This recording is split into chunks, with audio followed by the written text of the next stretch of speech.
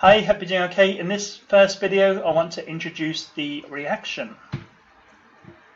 Okay, so the reaction you're going to do in this online practical is called a 1,3 dipolar cycloaddition. Okay, so what we're going to be doing is synthesizing 3,5-diphenyl isoxazoline. Okay, so this is the example of a 1,3 dipolar cycloaddition. So the 1,3 dipolar cycloaddition makes a 5-membered heterocyclic ring. And we make this ring by reacting together a 1,3 dipole and an alkene. So the 1,3 dipole, forget the arrows for the moment, it has positive and negative charges. So it has an X minus. So X minus is anything what can support a negative charge, like O minus. And Y plus is anything what can support a positive charge, so like nitrogen. But if it is nitrogen, if you have a look there, see there's 3 bonds attached. So you'd have to have another group coming off, like a hydrogen, or it could be anything else. So you've got 4 bonds with a positive charge, then that will be nitrogen. And Z can be like carbon, for example. It can be a heteroatom as well. But the example we're going to do is with carbon. And again, because you've got the double bond carbon, say, you would have another 2 substituents coming off to give it the valency of 4. Okay, so that's the 1,3 dipole. And you react with that an alkene. So just shown here is simple ethene. But again, you can have different substituents coming off, as we will in the practical itself. And so what happens? Here's the mechanism. So we need to end up with this. So the minus charge can go from the negative charge. Remember, these arrows always go from negative to positive. So it comes off the negative onto this carbon here. And the electron-rich alkene, the pi bond, goes on from the pi bond onto Z, onto that atom. And then again, this alkene, the electrons go from that double bond onto Y to neutralize that positive charge. Yeah, so if you make bonds where these arrows are, you'll have a bond between X and the carbon there. Yeah. So you make that bond, and what was a double bond here now becomes a single bond.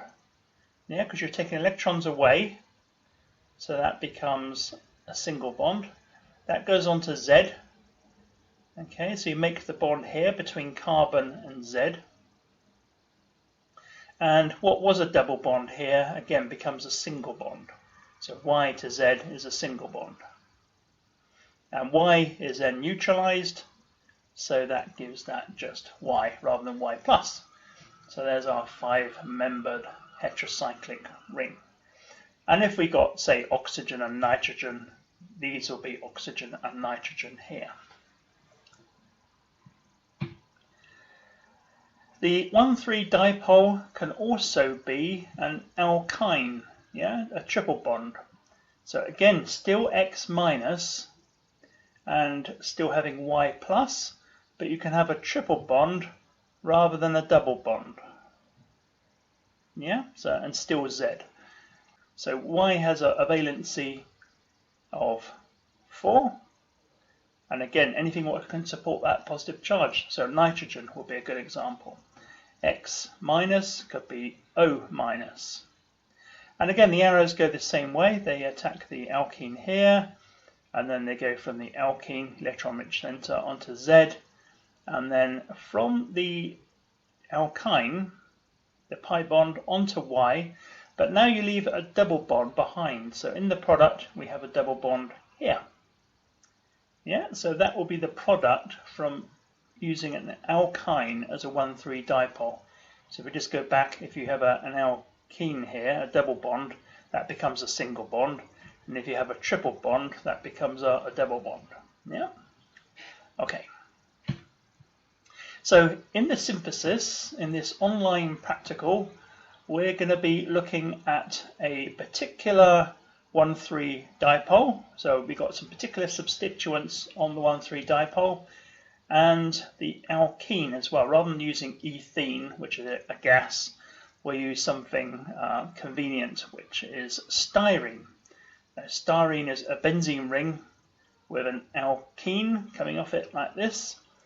So the benzene ring doesn't react, but the alkene does. But that's just a substituent on there, so that doesn't take part. It's just one of the R groups attached. And we have this particular 1,3 dipole. Again, we're going to use the alkyne like in the previous slide, but we're going to have a benzene ring attached as an R group. Yeah, so this carbon here, so it's got a triple bond onto nitrogen, but you've got a benzene ring here, so it's got a valency of 4, that carbon. And again, you draw the arrows exactly as we've done in the previous slide, from O- onto that carbon. So that's going to make the oxygen-carbon bond. Then we've got the benzene ring attached, so we just draw that in. And then this double bond then becomes a single bond, because we take the electrons away. And then we make this carbon-carbon bond here. And then what was a triple bond then becomes a double bond. Yeah, so double bond onto the nitrogen. So rather than X- and Y+, we've now got O- and N+. So I've used the examples I was mentioning. And the substituent here just attaches here, the benzene ring. Notice actually with alkynes, this part is linear. Yeah, so in the alkene, you have that shape. So in the double bond, you've got this shape, and you've got a substituent here, which will be, say, hydrogen. But in the alkyne, it's a linear shape. This is due to the sp hybridization. Okay, so this is our product here called 3,5-diphenyl isoxazoline. So why is it diphenyl? Well, you've got 2 benzene rings. And why is it 3,5? So the numbering system here starts with oxygen, which is the most electronegative. So that'll be 1, 2. You go around that way. So whichever way keeps the numbering as low as possible. So you go with the next electronegative. So 1, 2, 3, 4, 5. So you've got benzene rings coming off at 1, 2, 3 position, 4, and then coming off at the 5 position.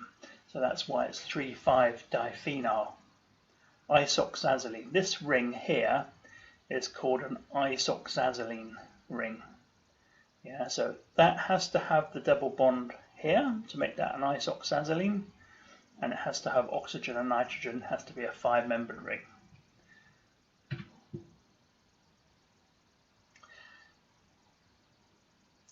So this 1,3 dipole is what's known as a nitrile oxide.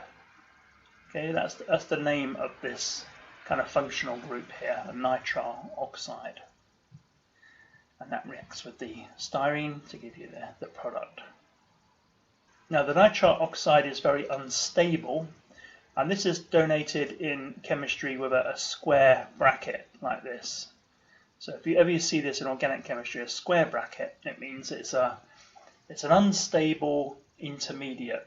It's made in situ, so you don't start off with a bottle of nitrile oxide, but you make this in the reaction flask. And you make it by reacting this one called benzaldoxime. And an oxime is a nitrogen with an OH like this. So this one's called benzaldoxime. And if you react this with these reagents, then you get this made in the flask. Okay, I'll say a little bit about the mechanism a bit later on a different video. So once you've made the nitrile oxide, it reacts with styrene as we've seen in the previous slide. So the oxygen attacking the carbon, and then the alkene going onto this carbon, and then the bond from the alkene going onto this carbon. One of the pi bonds from the triple bond going onto nitrogen to leave the double bond. Yeah, so that leaves the product there. Okay, thanks for watching, and I'll see you in the next video.